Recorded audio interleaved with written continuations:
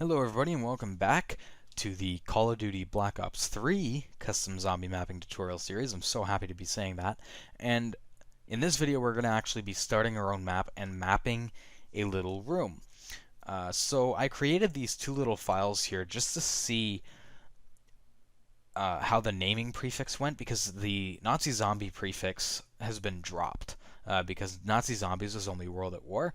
After that, it's just turned into zombies. So they've changed it so ZM underscore is the prefix for zombie maps now, and MP underscore is the thing for maps. To be honest, I didn't like the Nazi zombie prefix because it was way too long, and MP was like that. So this is a lot more uniform, so I like it a lot more. So we're going to create a new map in this beautiful new launcher. So all we're going to have to do is go to File, New. In here, we're going to change this to ZM mod level, and we're going to make it ZMYT, because I've already made a YouTube one.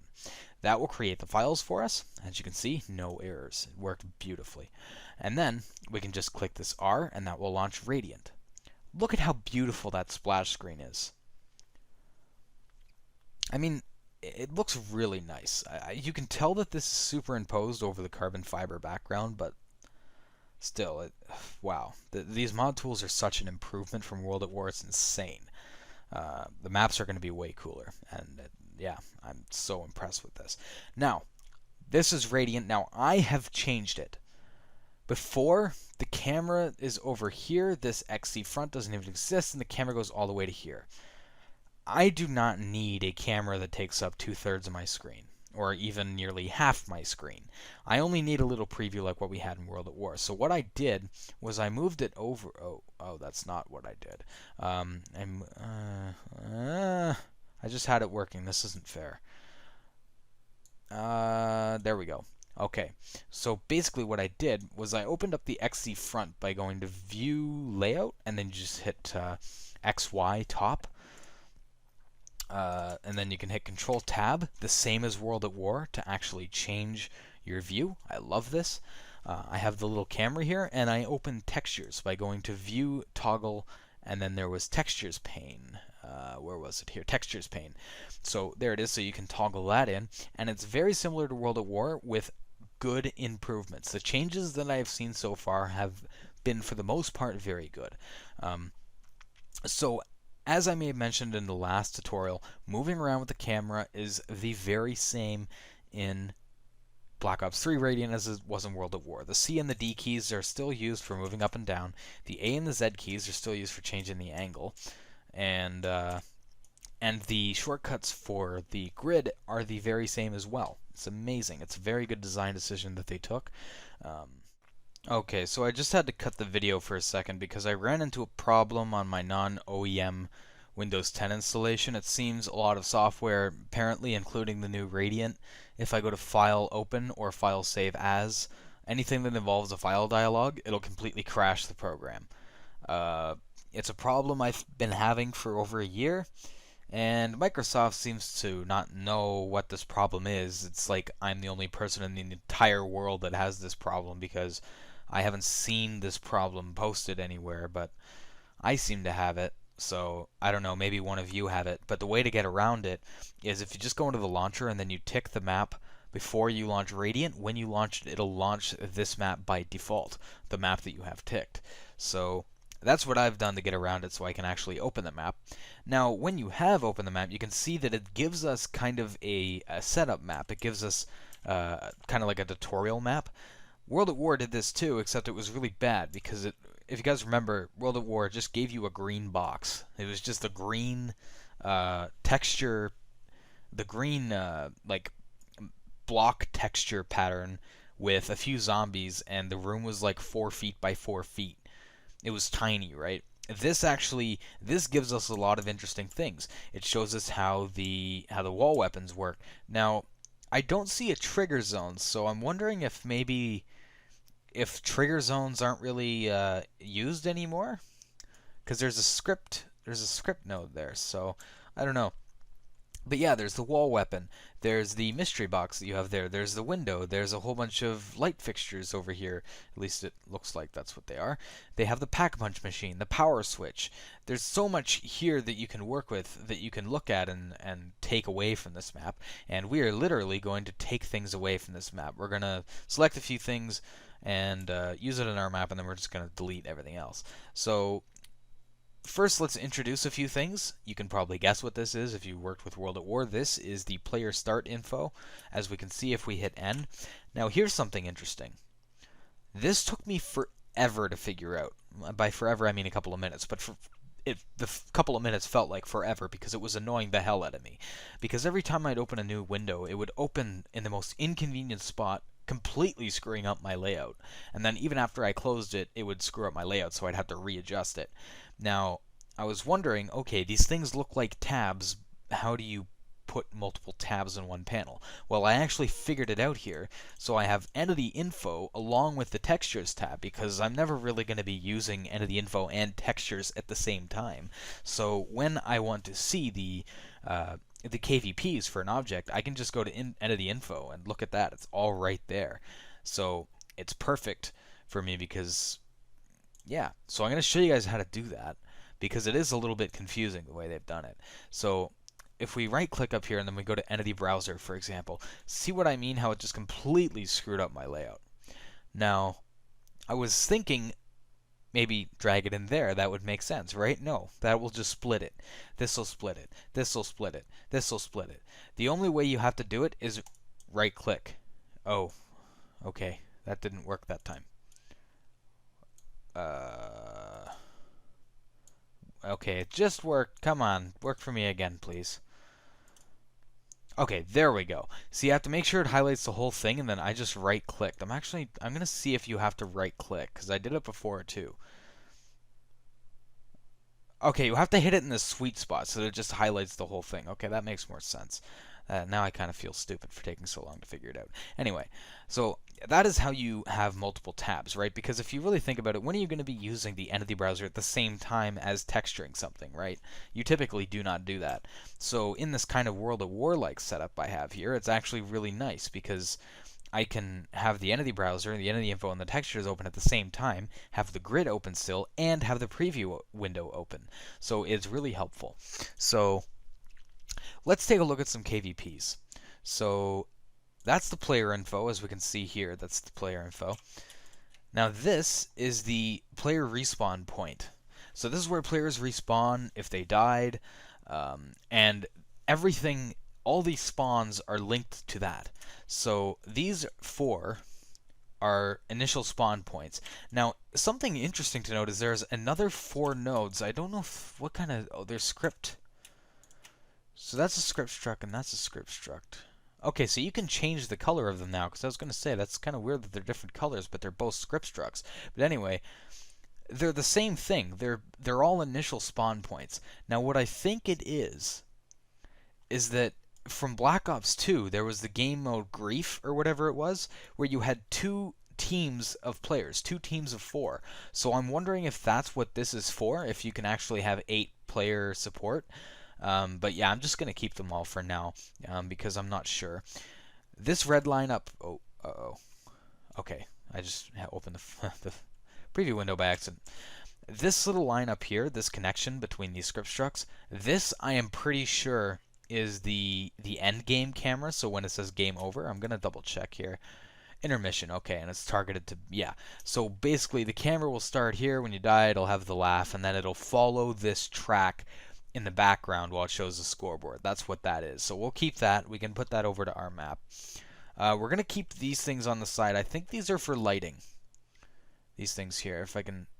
Sky. Okay, yeah. Yeah, so that's for lighting. And there's one down here too. I don't think I'm going to keep that because I'm going to make an indoor map. If you're going to make an outdoor one, you might want to keep those though. There should be a light grid volume or something out here too. Let me double check. There should be. Oh, I'm wondering because I deselected volume. Okay, that's what it was. In the filter from previously, I deselected volume, so they were not in there before. So there's actually a lot of volumes for this map, as there should be. So, you know, there's I think there's two volumes stuck together here, but FPS tool, 60 or die.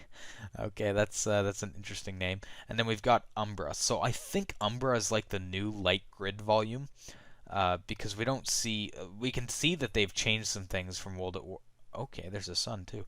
That they've changed some things from World at War, like the trigger zone. I haven't seen the trigger zone, and that was a big part of World at War. And the light grid volume, I think, has been replaced by this Umbra thing. I'm gonna have to look into that a bit more because I'm kind of new to these mod tools too, because they literally just came out a day ago. So what we're going to do is we're going to select the things we want to keep, such as the player start stuff, which I'm going to select all of now. You know, I'm just going to, like that, it's going to be a bit easier. So now I'm just going to select all of the script structs that we're going to need for player spawning, because there's no need to reinvent the wheel in that regard. And we're going to keep the endgame thing, because we can just port that over to our map. And I don't think there's anything else that we really need to keep right now, and we'll just add all of that in later. So all we're going to do is actually we're going to hit I, and that's going to select everything except for what we selected. As you can see, I like the I selects the inverse of everything. So now when we hit backspace, it won't delete what we selected, but it'll delete everything else, which is nice. So now we have our players start, but they're spawning in midair. So now we got to make a room for our players. Now, interestingly enough, okay, no, never mind. These script structs are part of the endgame thing. I thought it kept things that we didn't select, but I wasn't paying attention. So we're going to draw a room here. So to draw a brush, like we discovered in the last tutorial, it's the exact same. We just click and drag with the mouse, and it creates a brush. Now that's going to be a floor. It doesn't really look like much of a floor right now. It's a little bit too high. Now I want to point out something with the default texture. If you guys remember from World at War, the default texture was like that green grid, and it was very distinct. It was like when you went into infection lobbies in something like Modern Warfare 2, and that was the map. It was like the checkerboard. That's what this is, but it looks like it's changed in Black Ops 3. The squares are still there, but they're like infinitely smaller because it's not like a flat texture. As you can see, there's distortions in the texture from all the squares, depending on how you move the camera. So it's still there, but it just looks a little bit different. So don't be spooked out by that, thinking that something's wrong. So I'm going to move this down. That looks about the right height, but I remember World at War we could not have, or it was typically not good to have things like the player start stuck in the ground. You always wanted everything above the ground. So what we're going to do is we're going to go to the grid, we're going to change it to 0.25, and then we're just going to make it a little bit below, just a few like micro units below the player. So it looks like it's nearly on the ground, but it's not. It's not touching. So we have now created that, and we can actually thin this out a little bit because we don't need a floor that's really that big. So now that we've made that brush, I'm going to switch back over to the top-down view. We are going to actually texture this. So we're going to go over to textures. Now we're just going to search for the chalk texture, the same as World at War, and it's still the same yellow color, as you can see down here. It's still the same yellow color. You can see the text a little bit more, the pattern a little bit more, but yeah, it's still relatively the same. Now I'm going to create the walls, because we're going to need walls first. Now we can hit the 4 key to switch right back to the 8 grid. That's a very helpful key, especially for me, because I like switching between 8 and 0.25. So now we can just draw the walls the very same way. Let me just find out where it is here. There's the wall. And then we can just drag this up. Now, I'm pretty sure that this player start, the red box is actually used as like a marker for how tall the player is in the game, like where the player camera is. So if we put this just above the player start, then that's going to be like the average wall height, right? That's going to be roughly normal. So that's what I'm going to do. I'm going to set it like that, and now I'm just going to hit the space key to duplicate it and put it over here. We can duplicate it again and resize it for our other directions, and then just duplicate it again. Okay, so you may be asking, why do we have the chalk texture right now? Why do we care about having this yellow chalk texture? Well, for those of you that were involved in World at War mapping, you'll remember that the chalk texture is actually nothing. You can't see it. If we go ahead and test this game right now, at least from World at War knowledge, we should not be able to see anything. Your player will be walking on nothing, and they'll be running into invisible walls because they can't see them. So what this allows you to do is it uses less assets. So when we build the game, we do not need to unnecessarily texture walls that the players should not be able to see in the playable area anyway. If we had an outdoor access, like if they were able to go out here and go outdoors, you would probably want to texture at least these two walls. But the walls that the players aren't going to be able to see, you do not need to texture them. Especially with something like a floor, right? We don't need to texture that unless we're going to have a level underneath that where we're going to put a ceiling texture. So what we're going to do is first we're going to texture our floor. So hit Control Shift and click on the face to only select that face. That trick still works from World at War. We're going to clear our search term in textures. We're going to set our usage to floor. And you can choose a floor that you like. I'm going to choose like a carpet. Those are some weird carpets, but you know what? I'm going to go with this carpet. This is going to be an interesting map. And then the walls, you're just going to select them the very same way, all at the same time. So you can set your usage to interior wall.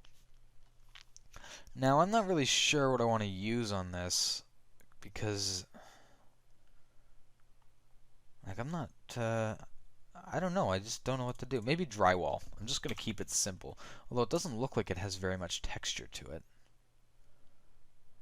Yeah, whatever. It's drywall. And then, yeah, so as you can see, it's textured on this side, but it is not textured on this side.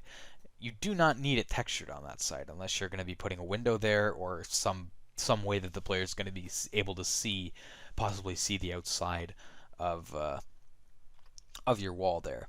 So now we have walls. So now all we need is a ceiling, so we can just draw another brush like so. Hit Control Tab to switch the view, and then just bring it up. We can thin this out because we're not going to be needing that. 0. I think I'm going to switch to 0.5. It's pretty precise still, and there's a keyboard shortcut for it, which is the backtick. So I'm just going to use that from now on. It's precise enough. Okay, so now when you see me use the grid, I'm just using the shortcut keys. You don't have to, but I am because shortcut keys are amazing.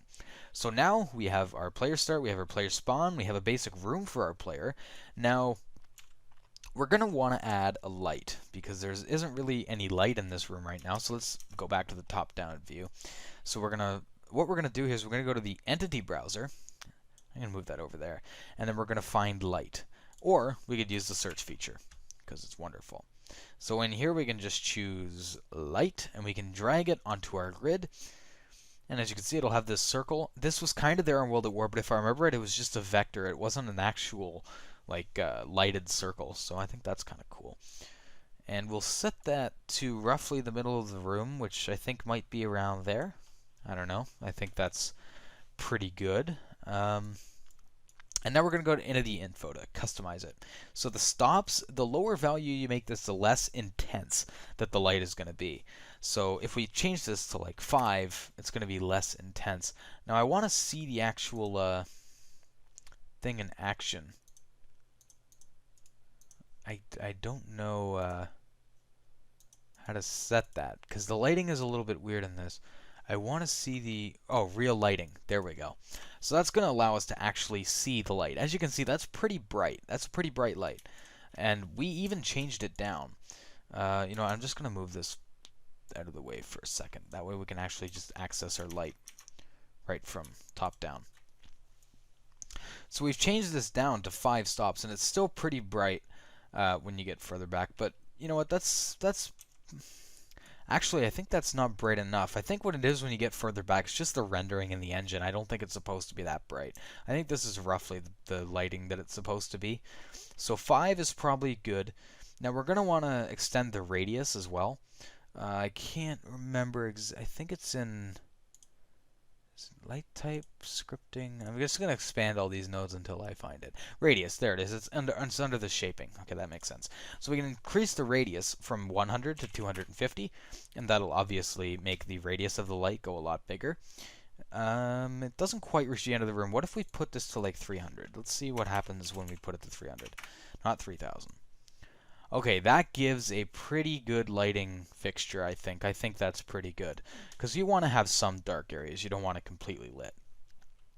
Now, one thing that I am not is a perfect light artist. Because lighting maps... actually, I'm going to... Hold on, I'm just going to turn down the real lighting on this. I'm going to do the view-based fake lighting.